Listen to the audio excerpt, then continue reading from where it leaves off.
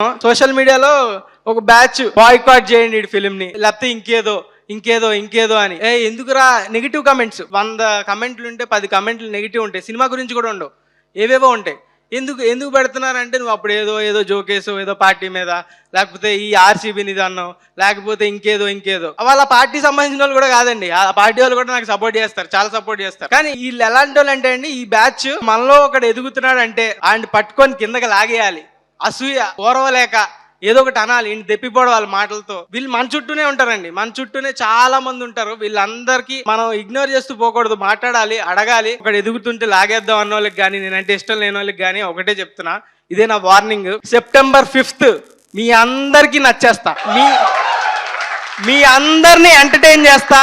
ఏదో ఒక రోజు ఈ సినిమా కాకపోతే నెక్స్ట్ సినిమా కాకపోతే నెక్స్ట్ సినిమా, ఏదో ఒక రోజు మీరు మీ ఫ్యామిలీతో వచ్చి థియేటర్లో కూర్చొని ఈ సినిమా బాగుంది అనేలా చేస్తా. మీ అందరినీ ఎంటర్టైన్ చేస్తా, మీ అందరినీ నవ్విస్తా, మీ అందరినీ గెలిచేస్తా. ఇదే నా వార్నింగ్. జాగ్రత్త.